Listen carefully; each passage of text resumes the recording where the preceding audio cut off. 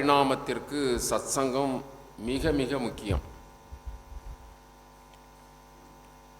குருநாதருடைய அருளினாலே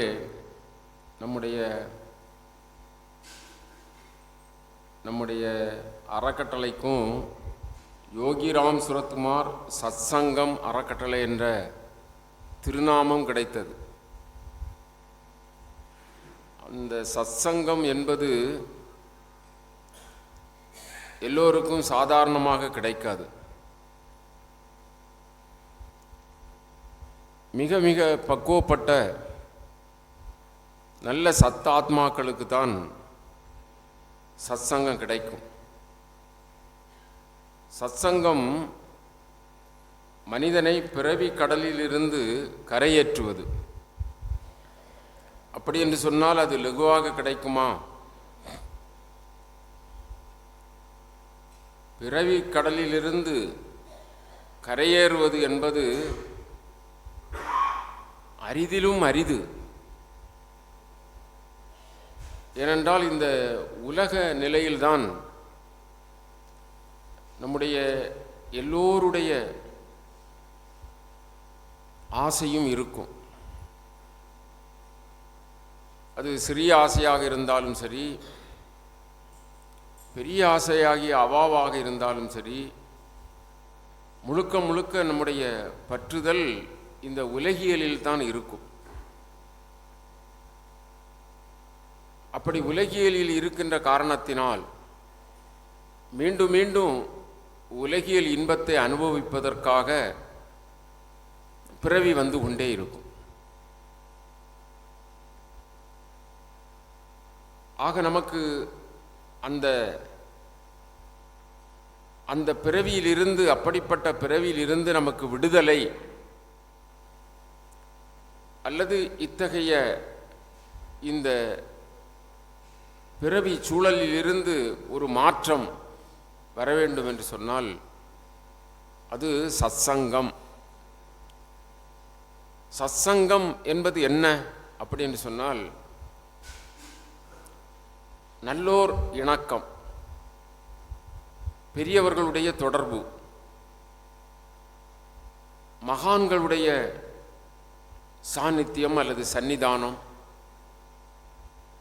அவர்களுடைய வார்த்தையை கேட்டல், அவர்களோடு இருத்தல், அவர்களோடு நாம் இருக்கின்ற அந்த நல்ல சந்தர்ப்பங்கள், பாக்கியங்கள், இவையெல்லாம் சத்சங்கம்தான். அதனால்தான் நல்லோர் இணக்கமும் நின்பூசை நேசமும் படிமீதில் அல்லால் வேறு மார்க்கம் இல்லை என்பார் பட்டினத்தார். நல்லோர் இணக்கம் இரண்டு சொல்லுகிறார். நல்லோர் இணக்கம், நின்பூசை நேசம். இது நமக்கு நல்ல மாற்றத்தை, உடல் சம்பந்தமான உருமாற்றத்தை அல்ல, உள்ளம் சம்பந்தமான உருமாற்றத்தை ஏற்படுத்தும். ஆக சத்சங்கம் மிக மிக மேலான கிடைத்தற்கரிய ஒன்று. அப்படி நாம் செய்த புண்ணியத்தின் வசத்தினால் சத்சங்கம் வாய்த்தது என்று சொன்னால் அந்த சத்சங்கத்தை நன்றாக பயன்படுத்தி கொள்ள வேண்டும். கிடைக்கும் எல்லோருக்கும் அந்த சத்சங்கம் லகுவாக கிடைக்க பகவான் அருள் செய்வார்.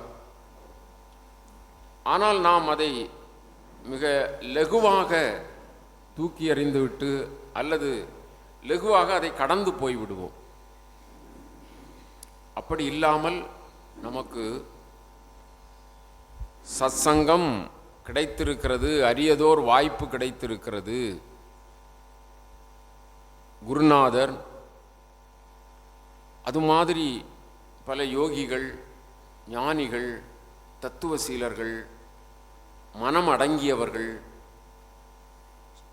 நல்ல தெய்வீக சாதனையாளர்கள், இது மாதிரி முழுக்க ஆத்மபோதத்திலே இருக்கிறவர்களுடைய தொடர்பு, அதை நாம் பெருக்கிக் கொள்ள வேண்டும்.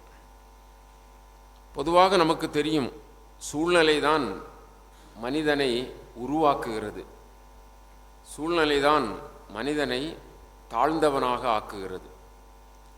ஆக சூழ்நிலை மனிதனை மேலோனாகவும் ஆக்கும், மனிதனை மிக தாழ்ந்தவனாகவும் ஆக்கும் சூழ்நிலை. இந்த சூழ்நிலையை இன்னொரு வகையிலே சொல்வோம் என்று சொன்னால் அதை சத்சங்கம் என்று சொல்லலாம். பஜகோவிந்தத்திலே ஆதிசங்கரர் சொல்லுவார், சத்சங்கம் அது நிச்சங்கம் ஆக்கும் நம்மை. சத்சங்கத்திலே அதிக நாட்டம் ஏற்பட ஏற்பட நமக்கு நிச்சங்கம் வரும். நிச்சங்கம் என்று சொன்னால் நாம் இப்பொழுது வாழ்க்கையிலே வைத்திருக்கிறோம் அல்லவா, புத்திரர்கள், மித்திரர்கள், களத்திரர்கள், அது மாதிரி செல்வங்கள், இது மாதிரி நாம் ஒரு சங்கம் வைத்திருக்கிறோம். சங்கம் என்றால் தொடர்பு. இந்த தொடர்பு கொஞ்சம் கொஞ்சமாக குறையும். சத்சங்கத்தில் நாம் ஈடுபட ஈடுபட நிச்சங்கம் அப்படின்னு சொன்னால் நமக்கு இந்த உலகியல் பந்தங்களில் நாட்டம் கொஞ்சம் கொஞ்சமாக குறையும். எப்படியும் ஒன்றை பற்றி நான் பற்ற வேண்டும் என்றால் இன்னொன்றை விட வேண்டும். இது மிக மிக முக்கியம். இரண்டு தோணியில், படகில் ஒருவர் ஒரே சமயத்தில் யாத்திரை செய்ய முடியாது. அதுபோல இந்த ஜீவபோதத்திலும் பரபோதத்திலும் யாத்திரை செய்வது என்பது அரிதிலும் அரிது, முடியாது. ஆக பரபோதம் ஏற்படுவதற்கு ஜீவபோத தன்மைகள் குறைய வேண்டும். தராசு தட்டு போல, இடைத்தட்டு தாழ்ந்தது என்று சொன்னால் பொருள் தட்டு மேலே போகும், பொருள் தட்டு தாழ்ந்தது என்று சொன்னால் இடைத்தட்டு மேலே போகும், இல்லையா? அதுபோல நமக்கு பரபோதத்திற்கு ஆன சத்சங்கம் நமக்கு கிடைக்க கிடைக்க நிச்சங்கம், இந்த பந்தம் குறையும். இனி அந்த பந்தம் குறைகின்ற பொழுது நம்முடைய மனம் அடங்கும். அதான் நிச்சல தத்துவம். நிச்சல தத்துவம், சலனம் இல்லாமல் இருத்தல்.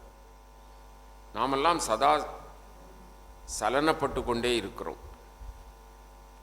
உடல் அளவில் சலனம் சிலருக்கு இருக்காது, ஆனால் மனதளவில் சலனம் இருந்து கொண்டே இருக்கும். படுக்கையில் படுத்திருக்கிறவர் கூட,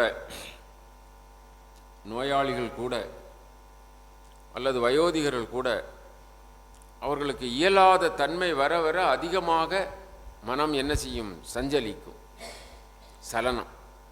ஆக நிச்சங்கம் ஏற்படுகின்ற பொழுது நமக்கு அடுத்தாற்போல் வருவது நிச்சல தத்துவம். நிச்சல தத்துவம் என்று சொன்னால் சலனமில்லாத நிலை. மனம் எப்பொழுதும் அமைதியாக இருக்க வேண்டும். எப்படி ஆழ்கடலில் இருக்கிற நீர் போல மேல் மட்டத்தில் இருக்கிற நீர் அலைபாய்ந்து கொண்டே இருக்கும். ஆழ்மட்டத்தில் இருக்கின்ற நீர் எப்படி அசையாமல் இருக்கிறதோ அதுபோல மனம் அமைதியாக இருக்க வேண்டும். மனம் அமைதி, சாந்தம், சாந்தி, அது நல்ல திருப்தி ஏற்பட்டால் கிடைக்கும். அது மாதிரி இந்த நிச்சல தத்துவம். அதற்கு அடுத்தாற்போலும் சத்சங்கத்திலே நாம் ஈடுபட ஈடுபட நிர்மோகத்துவம். நிர்மோகத்துவம் அப்படி என்று சொன்னால் எதிலும் நமக்கு மோகம் வராது. மோகம் என்றால் என்ன? ஆசை. மோகம், ஆசையிலெல்லாம் முற்றிய இடத்தை தான் மோகம் என்று சொல்வார்கள். அதற்கு அடுத்தாற்போல் ஒரு நிலை இருக்கிறது, அது பித்து. ஆசை, மோகம், பித்து. இந்த மோகம் வராது போகும். எதை பார்த்தாலும் ஒரு சின்ன ஆசை வந்து விடுகிறது. பார்த்தீர்களா? எதை பார்த்தாலும் ஒரு ஆசை வரும். ஒரு மாம்பழத்தை பார்த்தால் சாப்பிட வேண்டும் என்று ஆசை வரும். ஒரு ஒரு சேலையை பார்த்தால் அதை மாதிரி நமக்கு வாங்க வேண்டும் என்று ஆசை வரும். ஒரு கார் பார்த்தால் அப்படி வரும். எந்த பொருளை பார்த்தாலும் இது நம்ம வீட்டில் இல்லையே, நமக்கு ஒன்று வாங்கினால் பரவாயில்லையே என்று நினைப்போம். ஆக எதை பார்த்தாலும் நமக்கு ஒரு மோகம். இந்த வாழ்க்கையிலே நமக்கு அதிக மயக்கம் எதனால் ஏற்படுகிறது என்றால் மோகத்தினாலே. மோகம். எதை பார்த்தாலும் தன்னுடையதாக்க வேண்டும், தன்னுடையதாக்க வேண்டும், என்னுடையதாக்க வேண்டும். அப்படி இருக்கிற அதனால் நாயாய் பேயாய் அலைவோம். அதை அடைவதற்காக, அந்த மோகத்தினால் வருகின்ற ஆசையை திருப்திப்படுத்துவதற்காக அலைவோம். அலைகளால் துரும்பை போல அலக்களிக்கப்படுவோம். அது இல்லாமல் ஆகும் சத்சங்கத்தினால். அப்போது முதல் படி என்ன? சத்சங்கம். நல்ல சத்சங்கம் கிடைத்ததென்றால் அது கிடைப்பதற்கு அரிது, நம்முடைய புண்ணியத்தின் வசத்தால் கிடைக்கும். கிடைக்கிற சத்சங்கத்தை விட்டுவிடக்கூடாது. இப்போ நம்முடைய யோகிராம் சுரத்குமார் ஆனந்த குருகுலத்தில் வந்தால் அப்படி கொஞ்சம் இருப்போம் இல்லையா? நாமும் சொல்லிக்கிட்டே இருப்போம். வேறு என்ன? வேறு நல்ல விஷயங்களை கொஞ்சம் சத்சங்கம் சொல்லுவாங்க. வேறு என்ன? ஒரு பிரசாதம் கிடைக்கும். வேறு என்ன? அங்கே ஒரு பெரிய இது ஒன்றும் கிடையாது, படோடமும் இல்லை. அதனால் இது யாருக்கும் பிடிக்குமா? பிடிக்காது. பொதுவாக யாருக்கும் பிடிக்காது. உலகியல் உள்ளவர்களுக்கு இந்த குருகுல சம்பந்தமாக, ஆசிரம சம்பந்தமாக இங்கு நடைபெறுகின்ற காரியங்கள் இருக்கிறதல்லவா, இதை நாம் தெரிந்து கொள்வதற்காக சொல்லுகிறோம். பிடிக்காது. நமக்கு என்ன பிடிக்கும்?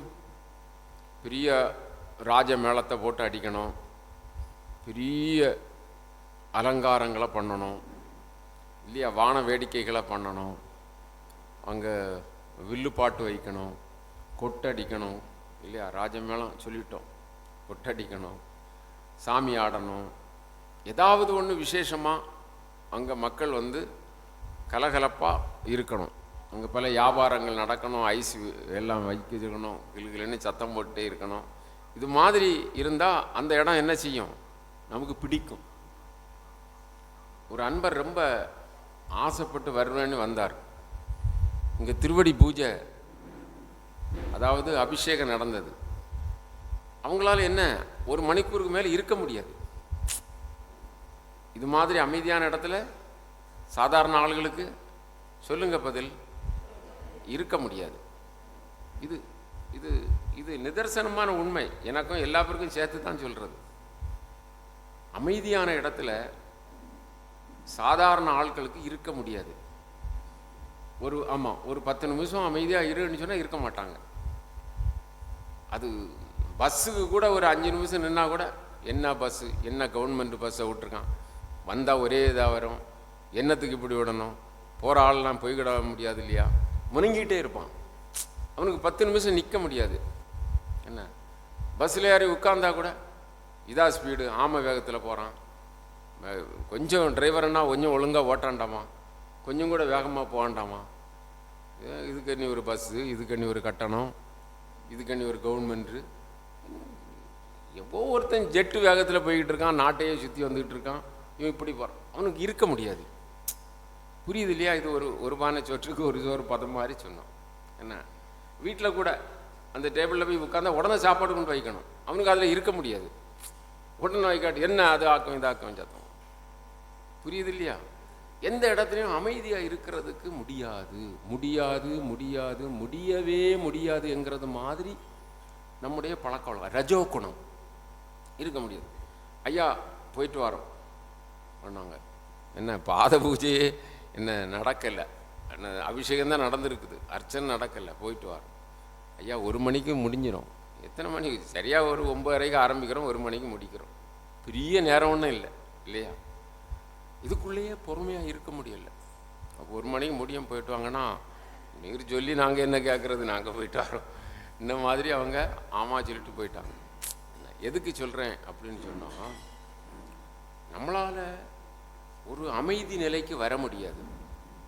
அதனால் உதாரணத்துக்கு நம்முடைய யோகிராம் சுரத்குமார் ஆனந்த குருகுலம் அல்லது திருவண்ணாமலை அல்லது என்ன ரமணாசிரமம் அல்லது இப்படி வெள்ளிமலை ஆசிரமம், இப்படி பெரிய ஆசிரமங்களில் போனால் எல்லாருக்கும் போக முடியாதுங்கிறது ஒரு ஒரு செய்தி. அங்கே உட்கார முடியாது. நமக்கு நம்முடைய கண்ணுக்கு அங்கே விருந்தில்லை, காதுக்கு விருந்தில்லை, மூக்குக்கு விருந்தில்லை, வாய்க்கு விருந்தில்லை, இல்லையா? கோயில் அம்மன் கோயில் கொடவிழான்னு சொன்னால் அங்கே முன்ன போய் இருந்துட்டு பாட்டு பாடிக்கிட்டு இருப்போம். நம்ம என்ன செய்வோம்? ஊர் ஒம்பெல்லாம் பேசிகிட்டே இருப்போம், 24 மணிக்கூரம் பேசிட்டு இருப்போம். இங்கே சாப்பிடக்கூடிய நேரத்தில் கூட சிலருக்கு வாய் பொறிஞ்சிட்டு தான் இருக்குது. இங்கே சாப்பிட்றோம், இல்லை உட்காந்து மந்திரம் சொல்லி சாப்பிட்றோம். சரி, நம்ம சாப்பிடணும். ஆனால் எப்படி சாப்பிட்டு முடிச்சிட்டாங்கன்னு எனக்கு ஆச்சரியமாக இருக்குது. நம்ம பேசாமல் இருந்து சாப்பிட்டாலே சாப்பிட முடியல, என்ன போட்டி போட்டு சாப்பிட வேண்டியிருக்கு.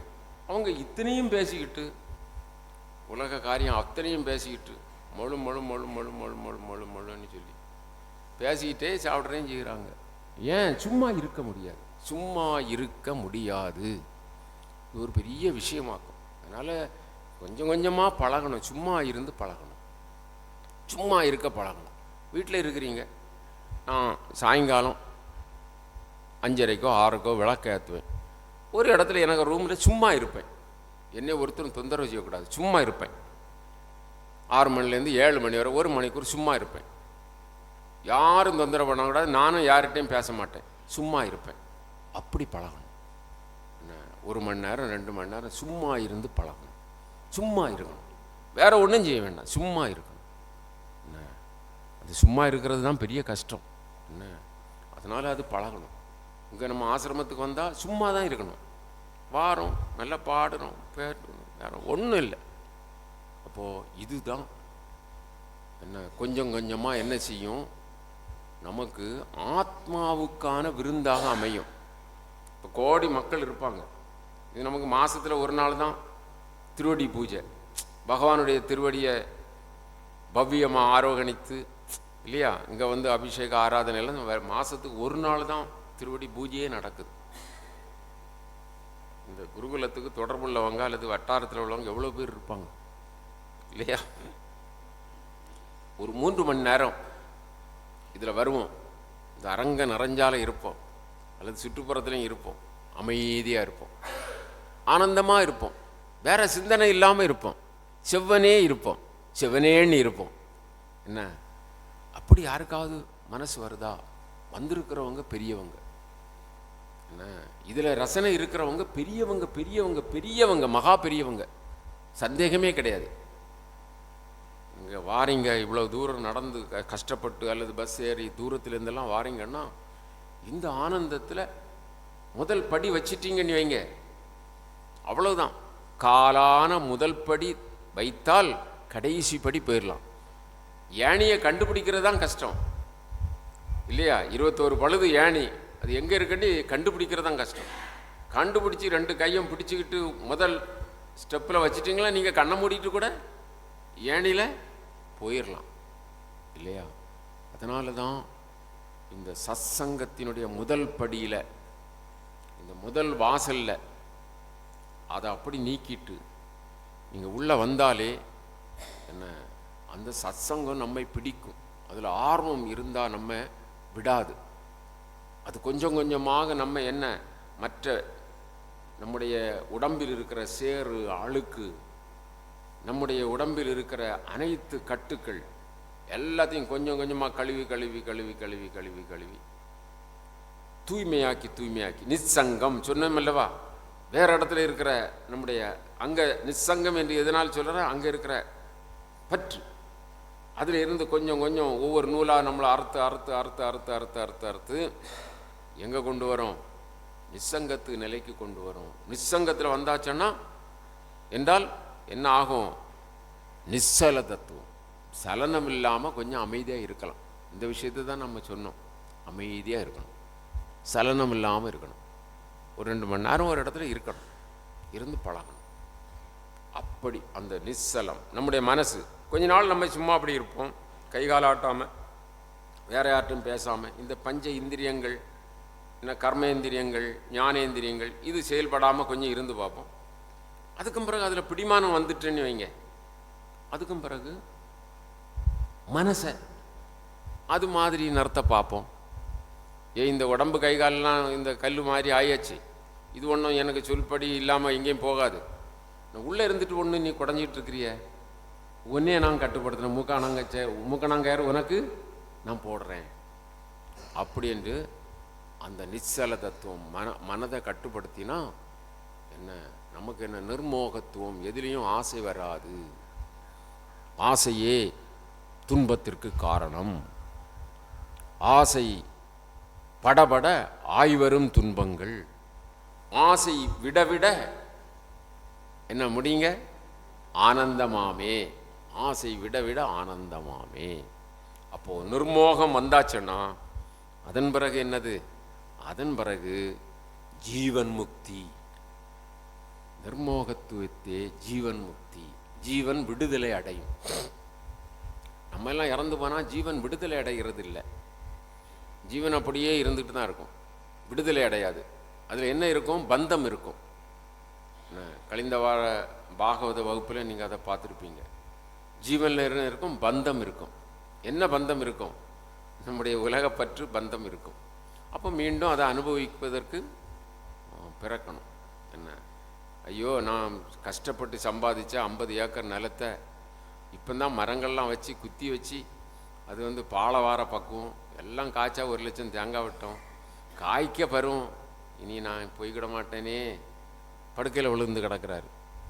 50 ஏக்கரில் வச்ச மரம் என்ன ஆச்சு இல்லையா? அப்போ மூச்சு போயிடுது, டக்குன்னு போயிடுது. அப்போ 50 ஏக்கரை மீண்டும் அனுபவிக்கிறதுக்கு என்ன வேணும், வரணும் சொல்லுங்கள். இங்கே யாராவது சொல்லுங்கள். திரும்பி வரணும். ஏன்னா எதை நினைந்து உன்னுடைய உயிர் பிரிகிறதோ அதை அனுபவிக்க திருப்பி வரணும். இதெல்லாம் லகுவான விஷயங்கள் தான், அதை நம்ம புரிஞ்சுக்கணும். ஐயோ என் மாட்டை போட்டுட்டு போகிறேனே, 10 லிட்டரு காலையில் சாயங்காலம் 8 லிட்டரு இப்படி கறக்குமே, என்ன ஆகணும், என்ன ஆகும்? பிறகு அடுத்த பிறையில் மாட்டை கவனிக்கணும், கவனிக்க இடத்துக்கு சேருவோம் இல்லையா? அதுதான் ஜடபரதருடைய வரலாறு. ஜடபரதர் இந்த மான் மேலே பற்றிருந்தனால மானாக பிறந்தார் இல்லையா? இப்போ இது எல்லாருக்கும் புரிஞ்ச விஷயந்தான். அதனால் கடைசி நேரத்தில் ராமா ராமா சொல்லி உயிரை விடலான்னு சொன்னால் நம்ம சத்சங்கத்தில் இருந்தால் அது விடலாம். என்ன, யோகிராம் சுரத்குமார், யோகிராம் சுரத்குமார், யோகிராம் சுரத்குமார்னு திரும்ப திரும்ப சொல்லி இப்போ நிறைய பேருக்கு உங்களுக்கு ரொட்டேஷன் அதையே ஆகிட்டே இருக்கும். மனசில் ராத்திரியும் பகலும் யோகிராம் சுரத்குமார் ஆகிட்டே இருக்குது. அவ்வளோ நல்ல பக்தர்களாக ஆகிட்டீங்க. குருநாதருடைய அருள் தான். என்ன, அன்றைக்கு பாருங்கள் முரளிதர சுவாமி நிகழ்ச்சி கூட நம்ம பகவானுடைய பேயோடு ஆசிரமம்னு சொல்கிறாங்க அந்த பெரிய கூட்டத்தில் இல்லையா? அது அவருடைய கருணை தானே இல்லையா? நான் அவங்க இது நன்றி சொன்னோம். அப்போ அவர் சொன்னார், நம்ம நன்றி சொன்னோம், ஐயா இப்படி ஒரு இது சந்தர்ப்பத்தை தந்தீங்க எங்களுக்கு இத்தனை. இப்போ அந்த அம்மா எவ்வளோ அழகா அதில் உள்ள செய்தியை சொல்கிறாங்க பார்த்தீங்களா? இப்போ எத்தனை பேருக்கு, இப்போ 1000 பேர் நம்ம வழியாக போயிருக்காங்கன்னு வைங்க, பகவானுடைய கருணையினால் 1000 பேரில் எத்தனை பேருக்கும் அது டச் ஆகிருக்கும்ல? அப்போது ஒரு பெரிய இதை சாமி நகர்த்தியிருக்காங்க இல்லையா? அப்படி தானே? என்ன அருமையாக அந்த கதையை அப்படியே எனக்கு எல்லாம் மறந்து போச்சு என்ன. ஆனால் அந்த அம்மாவுக்கு எப்படி பசுமரத்து ஆணி போல பதிஞ்சிருக்கு பார்த்தீங்களா? அப்போ 1000 பேரில் ஒரு 700 பேருக்கு அல்லது ஒரு 500 பேருக்கு அல்லது ஒரு 300 பேருக்கு பதிஞ்சாலும் வெற்றி தானே இல்லையா? பகவான் நகர்த்திய காயில் வெற்றி தானே கிடச்சிருக்குது. அப்போ அவர் சொன்னார், அந்த சாமி, நான் நன்றி சொன்னேன், அவர் திருப்பி சொல்கிறாரு, ஓ நான் இப்படி ஒரு சந்தர்ப்பத்தை தந்துருந்த சாமி உங்களுக்கு நன்றின்னு சொன்னேன். அவர் சொன்னார், எல்லாருக்கும் தான் சந்தர்ப்பத்தை கொடுத்தோம், அந்த சந்தர்ப்பத்தை எல்லாரும் பயன்படுத்தலை. அதனால் குருநாதர் நமக்கு சத் சங்கத்தில் நமக்கு என்ன செய்கிறாரு, சந்தர்ப்பத்தை தாரார். சந்தர்ப்பம் ரொம்ப ரொம்ப முக்கியம். இந்த சந்தர்ப்பத்தை பயன்படுத்துறதும் பயன்படுத்தாததும் யார் கையில் இருக்குது, நம்ம கையில் இருக்குது. அப்போது ஜீவன் முக்தி அப்படி என்று சொன்னால், நம்முடைய உடல் இறந்தாலும் அந்த ஜீவனில் முக்திக்குள்ள நிலை இல்லை. நம்முடைய பற்றுக்கள் குறைந்திருந்தது என்றால், நிர்மோகத்துவம் இருந்தால் ஜீவன் முக்தி. இது நம்முடைய ஆதிசங்கர் மகாபிரபு நமக்கெல்லாம் சொல்லி தந்திருக்கிறாங்க. இதை திரும்ப திரும்ப கேட்கணும், திரும்ப திரும்ப நம்ம படிக்கணும், திரும்ப திரும்ப அறியணும். எப்பவும் சத்சங்கத்தில் இருக்கணும். சுவாமிகிட்ட எல்லாம் போயிருந்தீங்கன்னா உங்களுக்கு மனசெல்லாம் அடங்கிடும். குருநாதர்கிட்ட இருந்தால், பெரியவங்கள்ட்ட இருந்தாலும் அப்படி கொஞ்சம் நல்லது நடக்கும். அப்போ அதுக்கு கொஞ்சம் டைம் கொடுக்கணும். நம்ம தான் பரபரப்பாக ஒரு 10 நிமிஷம் ஒரு இடத்துல இருக்க முடியாட்டா எங்கே டைம் கொடுக்க போகிறோம் இல்லையா? அதை சிந்திச்சு அதுக்கு நல்லோர் உறவு, நல்லோர் வட்டம் அதுக்கு நாம் கொடுக்க வேண்டும் என்று அன்போடு வேண்டுகிறோம். குருநாதருடைய அருள்னால தான் சத்சங்கம் நமக்கு முழுக்க கிடைக்கும். மிக மகிழ்ச்சி.